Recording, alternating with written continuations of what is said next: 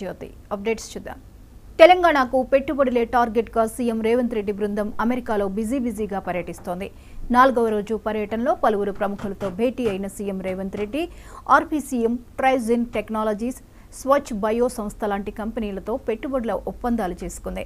New York పర్యటన తర్వాత Washington చేరుకున్న సీఎం రేవంత్ బృందం ఈవేళ ప్రపంచ బ్యాంక్ అధ్యక్షుడితో సమావేశం కానుంది.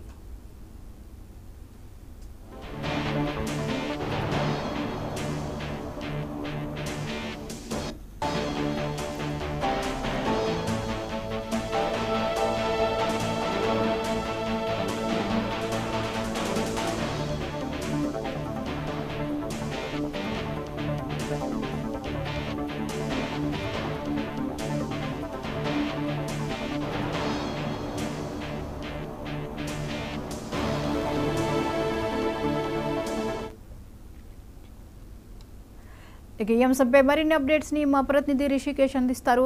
రిషికేష్, చెప్పండి, సీఎం రేవంత్ రెడ్డి బృందం అమెరికాలో బిజీగా పర్యటిస్తోంది. లేటెస్ట్ అప్డేట్స్ ఏంటి?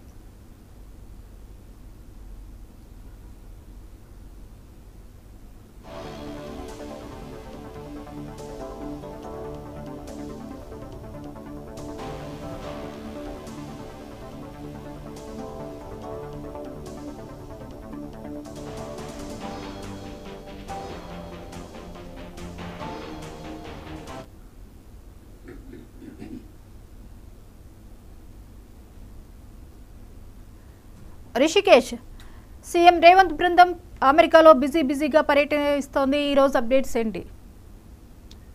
ఎస్ జ్యోతి, తెలంగాణ రాష్ట్ర ముఖ్యమంత్రి తెలంగాణలో విస్తృతమైన పెట్టుబడుల కోసం రెండవసారి అమెరికాలో పర్యటిస్తున్నారు. ఈ నెల 3వ తేదీన మంత్రి శ్రీధర్ బాబుతో పాటుగా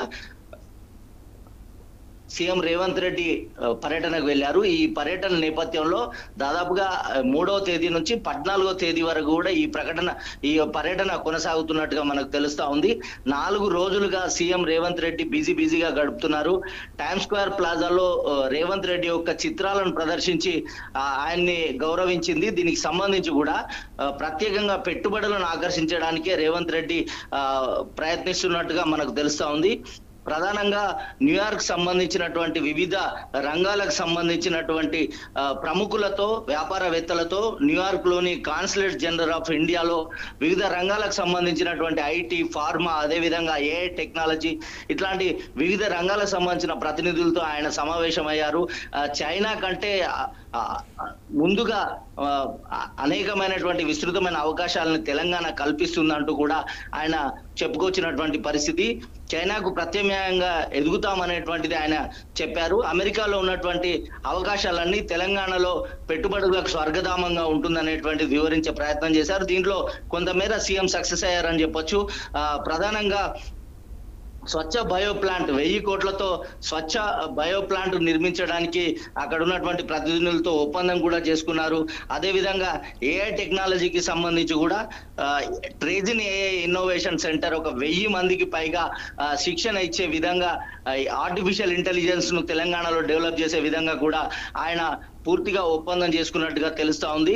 ప్రధానంగా ఫ్యూచర్ సిటీగా, అంటే హైదరాబాద్ లో ఇప్పటికే హైదరాబాద్ కు ప్రత్యామ్నాయంగా ఇంకొక సిటీని డెవలప్ చేయాలి. దానికి future city, zero carbon centre గా ఉండేటువంటి సిటీలో ఫార్మా, ఐటీ, అదేవిధంగా అన్ని రంగాలను డెవలప్ చేసే విధంగా ఆ యొక్క సిటీ ఉంటుందని, అక్కడ మీరు పెట్టుబడులు పెట్టాలంటూ అమెరికాలో ఉన్నటువంటి వివిధ రంగాల ప్రతినిధులతో ఆయన చెప్పుకొచ్చినటువంటి పరిస్థితి. వాల్ష్, కర్రా ఇలా అనేకమైనటువంటి సంస్థల ప్రతినిధులతో ఆయన ప్రత్యేకంగా సమావేశమయ్యారు.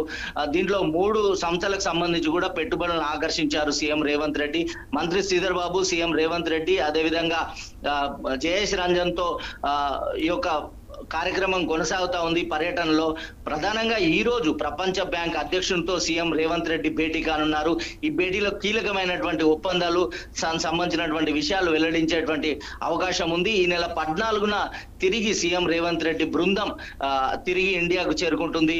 తెలంగాణలో పెట్టుబడులే ఆకర్షించే విధంగా హైదరాబాద్ కి ప్రత్యామ్నాయంగా 4వ సిటీ, ఫ్యూచర్ సిటీని ఏర్పాటు చేయాలంటూ కూడా సీఎం రేవంత్ రెడ్డి ఆకాంక్షిస్తున్నారు. దీనికి సంబంధించి ప్రధానంగా తెలంగాణలో పెట్టుబడులే లక్ష్యంగా ఆయన పర్యటన కొనసాగుతోంది అని చెప్పొచ్చు. జ్యోతి, రైట్, థ్యాంక్ యూ రిషికేష్.